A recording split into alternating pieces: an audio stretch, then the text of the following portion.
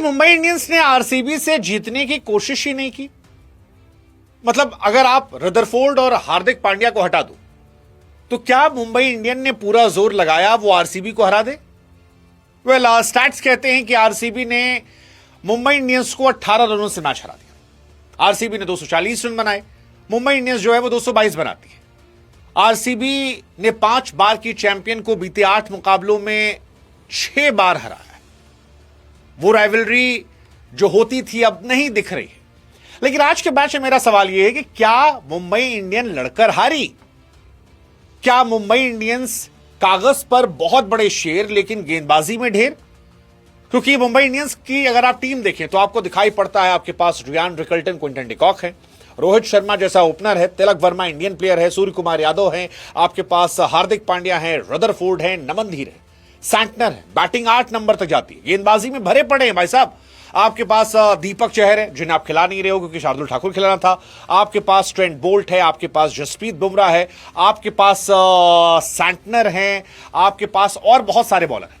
But the fact is कि सब सिर्फ कागज के शेर नजर आ रहे हैं। मतलब with all due respect, Jasprit Bumrah ने बीते 4 मैचेस में एक भी विकेट नहीं निकाला है। वो इकोनॉमिकल रहे हैं, आज थोड़े महंगे भी साबित हुए, बट विकेट नहीं निकल रहे बॉस। T20 में बिना विकेट निकाले आप क्या करोगे?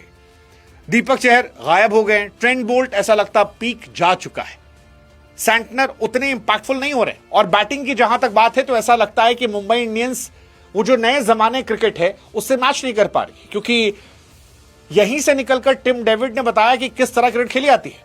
वो क्रिकेट जो रजत पाटीदार ने आज खेली मुंबई के गेंदबाजों के सामने या मुंबई के जज्बातों से, वो मुंबई नहीं खेल रही थी। रजत पाटीदार 11 गेंदों पर 46 रन बनाए थे और यहां पर सूर्य कुमार यादव जब 15 प्लस का रन रेट चाहिए था तब वो 2 रन, 3 रन, 4 रन ले रहे थे। मतलब हर बार T20 में 100 का स्ट्राइक रेट बुरा नहीं होता, कई बार 150 का भी बुरा होता है, क्योंकि जब आपको 241 रन बनाने हो तब आप इस तरह की पारियां नहीं खेलते जो पारी आज सूर्य कुमार यादव ने खेली। रियान रिकल्टन ने शुरुआत की, लगा कि यार तेज पारी है, लेकिन फिर पावर प्ले के बाद उनके बल्ले से भी रन नहीं आया। कुरनाल पांड्या के आते ही वो अस्त व्यस्त हो गए, राशिद डार सलाम को वो पिक नहीं कर पाए, रोहित शर्मा चोटिल होके चले गए। विराट और रोहित दोनों के लिए अच्छा नहीं था। दोनों शायद उम्र के साथ धीरे धीरे T20 में कमजोर भी पड़ रहे हैं, क्योंकि वो नई जो जनरेशन है, वो क्रिकेट जो वैभव सूर्यवंशी खेलते हैं, प्रियांश आर्या खेलते हैं, वो क्रिकेट जो अभिषेक शर्मा को हमने कहीं कहीं देखा है या रजत पाटीदार, टिम डेविड खेलते हैं, वो क्रिकेट मुंबई खेलती नजर नहीं आई। आखिरी में सिर्फ रदरफोर्ड ने कोशिश की और इसीलिए शायद ये 20-22 रन कम होकर यह हार मुझे पर्सनली चुभ रही, क्योंकि ये मैच जीता जा सकता था। 18 रनों की जीत जो है ये मुंबई को परेशान करनी चाहिए, क्योंकि ये मैच मुंबई का होना चाहिए था। इस पिच पर ये रन चेजेबल था। पहली नजर में जो देखेंगे वो शायद कह सकते हैं कि आरसीबी ने बहुत रन बनाए, लेकिन जिन्होंने पूरा मैच देखा है वो जानते हैं कि आरसीबी 15, 20, 25 रन कम रह गई थी, क्योंकि रजत पाटीदार जब पीक पर खेल रहे थे तो एक पल को लग रहा था कि क्या 250 या 300 भी आज बन सकता है, क्योंकि उस वक्त आतिशबाजी अलग थी। फिल सॉल्ट ने जो बल्लेबाजी की थी वो आतिशबाजी अलग थी, और फिल सॉल्ट और पाटीदार वाली बल्लेबाजी जो है वो मुंबई से किसी ने नहीं की सिवाय रदरफोर्ड के। रदरफोर्ड किस्मत अच्छी थी, वो बचे, बट अगेन क्वेश्चन था कि यार क्या सीन चल रहा है। आप आरसीबी क्रिकेट देखिए, आरसीबी ने अपने क्रिकेट को यहां से यहां पहुंचा दिया है। आप एसआरएच के सामने देखिए, 15 ओवर 4 गेंद 203 रन, सीएसके के सामने 20 ओवर में 250 रन, राजस्थान के सामने 20 ओवर में 201 रन। यहां पर 201 कम लग रहे हैं। वो कम इसलिए लग रहे हैं क्योंकि वो 80-85 पर 6-7 विकेट गिरा चुके थे, और अब एमआई के सामने 240 रन। आरसीबी फिलहाल वो टीम बन चुकी है जिसे पहली बॉलिंग या पहली बैटिंग से फर्क नहीं पड़ता। टॉस उनके लिए बहुत वो नहीं है, उनका फॉर्मूला सिंपल हो गया, बॉस आप पहले बैटिंग करने आओगे, अपन आपको 250 मारेंगे। हम पहले अगर बैटिंग करने आते हैं, हम बॉलिंग करने आएंगे, आप जितना बनाओगे हम उसे चेस कर लेंगे। और वो इसलिए क्योंकि वो इंटेंट के साथ खेल रहे थे। सिवाय विराट कोहली के आज बाकी सभी प्लेयर ने इंटेंट जबरदस्त दिखाया। आप बैटिंग देखिए आरसीबी का, 36 गेंद पर 78 रन फिल सॉल्ट के थे। That was some intent, brutal hitting थी। मतलब मिचेल सैंटनर को एक ओवर में 3 छक्का जड़ा, जिस तरह से धुआं कर दिया था। ऊपर से आज बॉलिंग चेंजेस भी अच्छे नहीं थे हार्दिक पांड्या के। मतलब एक ओवर जहां पर पाटीदार आते हैं और बॉलिंग लगा दी जाती है एक स्पिनर को, वो इंपैक्टफुल नहीं थे, आपने उनको लगाया, उनको फेंटे पड़ गए। विराट कोहली आज चोटिल थे, तकलीफ में थे, फिर भी 38 गेंद 50 रन, ठीक है, चलो एक प्लेयर अगर आगे पीछे इतने अच्छे खेलने वाले हो। फिलहाल आरसीबी में सबसे कमजोर कड़ी आज जितेश शर्मा नजर मुझे आए। मतलब जितेश 9 गेंदों पर 10 रन जो उन्होंने बनाए, अगर यही 9 पे 27-28 होते तो शायद वो 260 के पार होते। जितेश शर्मा ने फिनिशर के तौर पर डिसअपॉइंट किया। अदरवाइज टिम डेविड 16 गेंद 34 रन, दे वे ब्रूटल। एक टाइम पे मैं कहता रहा हूं 250 लग रहे थे, ये 240 रन ये जीतने वाले थे, लेकिन फिर इनकी बैटिंग देखिए, 22 गेंद 37 रन रिकल्टन, रोहित शर्मा 13 गेंद 19 रन, वो इंटेंट नहीं था जो जीतने वाले था। फिर सूर्य कुमार यादव जानते थे प्रेशर बहुत ज्यादा है, 22 गेंद 33 run, really disappointing. Tilak Varma तो अपने आप में एक डिसअपॉइंटमेंट बन चुके हैं आईपीएल में यार। मतलब मैंने तिलक वर्मा को बहुत हाई रेट किया है हमेशा, लेकिन 50+ मैच खेलने के बाद अगर आपके पास आईपीएल में एक भी मैच जिताने का क्रेडिट नहीं है, आपने एक भी मैच जिताया नहीं, प्लेयर ऑफ द मैच आप नहीं बने, इट्स अ सीरियस क्वेश्चन। मतलब आज मेरे मन में क्वेश्चन है, क्या तिलक वर्मा और सूर्य कुमार यादव की जगह टीम इंडिया में बनती है? अगर दिल पे हाथ रखे कहें तो शायद नहीं बनती है, क्योंकि जगह जो है वो पाटीदार या श्रेयस अय्यर जैसे बल्लेबाजों की बनती है। टू बी ऑनेस्ट, मतलब आज जो क्रिकेट चल रही है उसमें तिलक वर्मा और सूर्या दोनों की जगह नहीं बनती। सूर्या सिर्फ टीम में इसलिए खेल रहे हैं कि वो कैप्टन है, और मुझे ऐसा लगता है कि इस फॉर्म के सहारे शायद अगले साल भी सूर्य कुमार यादव को मुंबई रिटेन ना करे। इस फॉर्म के सहारे मुझे ऐसा लगता है कि शायद मुंबई अगर उनसे तौबा कर ले अगले साल तो मैं हैरान नहीं होऊंगा। Mumbai is known for his brutal decision making, तो अगर ये अपने आप को बदलते नहीं है, वो शायद बदल देंगे अपने आप में। और यही कहानी उनकी बॉलिंग की भी है। मतलब आप बॉलिंग देखो, सैंटनर, हार्दिक, बुमराह, बोल्ट, 4 बॉलर इस सीजन में 41 ओवर में 409 रन दे चुके हैं और केवल 5 विकेट। 409 रन पे 5 विकेट, डूड लग चुकी है आपकी, इसको बॉलिंग कहते हैं। 409 रन 40 ओवर में। बुमराह विकेटलेस हैं, 16 ओवर गेंदबाजी करने के बाद बुमराह विकेटलेस है। मतलब बुमराह वर्ल्ड कप में बहुत अच्छा उन्होंने किया था, बट यहां शायद वो जोर नहीं लगा रहे हैं या लगाना नहीं चाह रहे हैं, या हार्दिक कैप्टनसी है पूरा जोर नहीं आ रहा, पता नहीं। और बुमराह बहुत इकोनॉमिकल भी नहीं है। पंजाब के सामने 40 रन, डीसी के सामने वो इकोनॉमिकल थे, 4 ओवर 21। आज भी इकोनॉमिकल, ठीक है, इकोनॉमिकल वो हैं, ठीक है, 4 ओवर 35 रन आज भी मान लेते हैं कि इकोनॉमिकल थे वो। बट विकेटलेस होना बुमराह का, मुंबई इंडियंस वो टीम थी जो टॉप ऑर्डर में विकेट लेना जानती थी, पहले ओवर में आकर विकेट निकालना। ट्रेंट बोल्ट 2-2 विकेट निकालते थे। अब ट्रेंट बोल्ट को देख के दौड़ा दौड़ा के मारते हैं लोग, दौड़ा दौड़ा के मारते हैं। सो आई एम क्वाइट शॉक्ड कि ये क्यों हो रहा है। मतलब मैं फिर कह रहा हूं, आरसीबी ने रन कम बनाए हैं। पहले 14 ओवर में 183 रन थे, और वो 83 रन में भी आप सोच लो 36 गेंदों पर विराट कोहली के 50 है, यानी 6 ओवर हटा दो आप। 6 ओवर में जो 50 रन हैं वो हटा दो अगर आप, तो आप ये सोचो कि 8 ओवर में इन्होंने 140 और 130 रन मार दिए थे, और अगले 6 ओवर में केवल 57 आए थे। यानी मुंबई का एक कमबैक हुआ था, वो जो आखिर में हुआ था। बट पता नहीं, मार्केंडे को 1-2 जहां गलत लगाया गया। हालांकि हार्दिक वॉज टॉप क्लास। मतलब हार्दिक पांड्या बॉल से भी जबरदस्त थे, बैट से भी जबरदस्त थे, अच्छा खेला। बट बुमराह का विकेट न लेना मुझे शॉक करता, क्योंकि शशांक सिंह अगर 2 विकेट निकाल ले रहे हैं तो बुमराह का बनता था, बट नहीं बना। सिर्फ एक रदरफोर्ड थे जिन्होंने आखिर में 31 गेंदों में 71 रन बनाए, जबरदस्त बल्लेबाजी की, वो एक बहुत अच्छी पारी थी, जो उसको देखकर लगा कि यार काफी क्लोज गए, लेकिन इतना क्लोज जाकर भी हारे क्योंकि ऊपर किसी का इंटेंट नहीं था। इस मैच में और बहुत सारी चीजें थी, जैसे एक कुरनाल पांड्या की तारीफ करना चाहूंगा मैं। कुरनाल पांड्या ने बहुत सही समय पर आज गेंदबाजी करके वो जो ब्रेक लगाया, पहले 3 ओवर में मुंबई ने अच्छी शुरुआत की थी, फिर वो जो जुप ब्रेक लगा, वो ब्रेक लगा था कुरनाल से। भाई साहब बाउंसर मारता है बंदा यार। एक तो वो जोफ्रा कुरनाल बनकर आए थे, ये दोनों भाई, पापा इनके इंडियन थे, लेकिन इनके अंदर इंडियन होने के बावजूद वेस्ट इंडीज वाले जीन्स, और ये कैरी भी वैसे करते हैं। But apart from the looks he was class apart. बहुत अच्छी गेंदबाजी कुरनाल पांड्या की थी आज, बहुत अच्छी गेंदबाजी थी। मतलब 240+ बनाने के बाद अगर आप इकोनॉमिकल हैं और आप जबरदस्त कर रहे हैं। हालांकि कुरनाल और हार्दिक के बीच में क्या सब सही नहीं है, यह सवाल है। Krunal Pandya was very aggressive toward Hardik Pandya, मुंह पे बाउंसर मारना, कैच के बाद उनका वो सेलिब्रेशन जिसमें वो बहुत ज्यादा जोश दिखा रहे थे। I don't want to get into deep, but ऐसा लगा कि शायद मामला गड़बड़ है। जबरदस्त दोनों भाइयों ने बात नहीं की, फैमिली वाले की कहानी जो भी रही। एक और सवालिया निशान इस मैच में रहा वो ग्लव्स को लेकर। हार्दिक पांड्या को ग्लव्स चेंज करने को अंपायर ने दिया। दिल्ली वाले कह रहे थे भाई साहब हमको नहीं दिया, यहां 2-2 बार दौड़ा दे रहे हो। मुंबई के मैचेस में अंपायरिंग इजी क्यों जाती है? मतलब क्या बात है कि वो उनके लिए इजी करते हो, हमारे लिए नहीं करते हो? मतलब ये अपने आप में क्वेश्चन है। बट मुंबई कागज पर शेर, जमीन पर ढेर, और ये बीते कुछ सालों में हुआ है। आखिरी के 8 मैच आप देखो, आरसीबी जीती, आरसीबी जीती, आरसीबी जीती, फिर एक बार मुंबई जीती थी, फिर आरसीबी जीती, फिर मुंबई जीती, और अब 2 बार आरसीबी।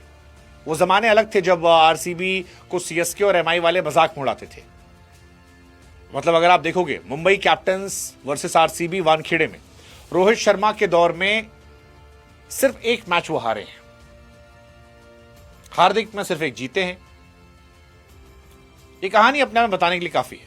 पिछली बार आरसीबी 12 जीती थी, इस बार आरसीबी 18 जीती, लेकिन आरसीबी वॉज डोमिनेटिंग पूरे मैच में। दे वर डोमिनेटिंग, ये डोमिनेट नहीं कर रहे थे। That was a difference. Intent के साथ नहीं आए थे। वो जो इंटेंट 3 नंबर पर आकर पाटीदार ने दिखाया था, वो इंटेंट यहां से सिर्फ हार्दिक पांड्या और रदरफोर्ड ने दिखाया, बाकी नहीं था। और 15 साल में शायद इसी वजह से पहली बार ऐसा रहा कि बैक टू बैक मैचेस वो हार रहे हैं। आरसीबी सॉलिड टीम भाई, मैं कह रहा हूं आरसीबी और Punjab they are new CSK MI. RCB Punjab they are new CSK MI. वो जो डोमिनेशन था सीएसकेएमआई का, वो अब इनका दिखने लगा है, तगड़ा वाला। और आरसीबी को देखो, एसआरएच को 6 विकेट से, सीएसके को 43 रनों से, एमआई को 18 रनों से, 4 में से 3 जीत उनकी हुई है। एक मैच वो हारे आरआर से। That was absolute madness of Vaibhav Suryavanshi. Individual excellence से वो हार गए थे, मतलब कमाल था। बट कुणाल पांड्या तारीफ करनी चाहिए, एमआई के सामने वो हमेशा अच्छा करते हैं। एमआई उनकी पुरानी टीम थी, पिछले साल भी जब आए थे तो 4 ओवर में 45 रन देकर 4 विकेट निकाले थे। तो रन खाए थे लेकिन 4 विकेट निकाल दिए थे, जिस वजह से आरसीबी जीत गई थी। और आज बार केवल 1 विकेट निकाला सूर्य कुमार यादव का। हालांकि वो ना भी निकाल तो भी बढ़िया था, क्योंकि सूर्य कुमार यादव जितनी देर रहते उतना मजे में रहते RCB. But 4 over 1 wicket 26 run देकर, अगर आप 250 के आसपास का चेस कर रहे हो और 26 रन दे रहे हो, so I think you are too good. और इस पूरे सीजन में भी अच्छा किया उन्होंने ओवरऑल। 3 सीएसके के सामने 3 ओवर 2 विकेट 36 रन देकर, आरआर के सामने जहां सब पिटे थे वहां 4 ओवर में 2 विकेट 30 रन देकर, और आज 4 ओवर 1 विकेट 26 रन देकर। So he is kind of clutch player जो रहे। इस मैच का एक और जो इंपॉर्टेंट सीन था वो था रोहित शर्मा और विराट कोहली का बाहर जाना। मतलब डिसअपॉइंटिंग। मतलब विराट कोहली डगआउट में बैठे थे, रोहित शर्मा क्रूशियल स्टेज पे बैट छोड़कर गए। Not a good news Indian cricket fans के लिए। दोनों हमारे जो लेजेंड्स हैं वो बूढ़े हो रहे हैं। हम बूढ़े ही हो रहे हैं, 37-36 साल के हो गए। T20 क्रिकेट काफी अपडेट भी हो रहा है, और अब इन दोनों से वैसी एक्सपेक्टेशन में नहीं रह गई है। वो एक्सपेक्टेशन जो वैभव सूर्यवंशी, अभिषेक या बाकी नए बच्चे कर रहे हैं, पाटीदार कर रहा है, वो एक्सपेक्टेशन नहीं दिख रही इन लोगों से। मतलब somehow deep inside my heart I knew कि 250 का स्कोर क्या रोहित शर्मा चेस कर पाएंगे। मतलब मैंने रोहित को देखा है 30-35 गेंदों पर तबाही मचाते हुए, बट शायद वो गुजरे जमाने की बात है। शायद आई वुड लव टू सी दोबारा करे, वो बड़ी पारियां खेले, बट प्रेशर सिचुएशन में वो पारियां अभी नहीं नजर आ रही है, एंड इट्स डिसअपॉइंटिंग। वो पारी जो पाटीदार ने खेली, पाटीदार ने जो खेला आज वो डरावना था। एक पल को तो लगा कि 12 गेंद पे 50 रन हो जाएंगे। 11 गेंद पे वो 46 रन था, 1 छक्का और 6 था। और पाटीदार डरावना मार रहा है भाई। एसआरएच सामने 12 गेंद 31, सीएसके के सामने 19 गेंद 48, आरआर के सामने 40 गेंद 63, और अब 20 गेंद 53। 4 मैच 195 रन, 65 का एवरेज, 214 का strike rate. That's shocking. He is bossing. Virat भाई के रन हैं, बट आज इंटेंट नहीं था। 18 पे 28, 16 पे 32, पावर प्ले तक he is good. After power play वो थोड़ा स्ट्रगल करते हैं। खैर, विराट के इतना बड़ा स्टैट है, उनका इतना बड़ी हिस्ट्री रही है कि वो जो भी करते हैं कुछ ना कुछ स्टैट बना देते हैं, और आज भी स्टैट बना। विराट कोहली पहले प्लेयर बने जिन्होंने 1000 रन बनाए मुंबई के सामने। बट आज का मैच फिल सॉल्ट के लिए जाना जाएगा। फिल सॉल्ट, बहुत लोग थे जो बेथल को टीम में शामिल करने के लिए जोर लगा रहे थे और फिल सॉल्ट को बाहर बिठाना चाह रहे थे। काफी आरसीबियंस थे जो कह रहे थे कि इट्स हाई टाइम कि आप फिल सॉल्ट को बाहर भेजो और बेथल आ जाए। आज फिल सॉल्ट ने बताया कैसे खेलते, 36 या 78 रन, कमाल की पारी थी, कमाल की पारी थी, मतलब पावर प्ले 71 रन। अब जैकब बेथल को क्या मौका मिलेगा? बहुत मुश्किल है, बहुत मुश्किल है। एमआई डिसअपॉइंटमेंट ही डिसअपॉइंटमेंट है यार।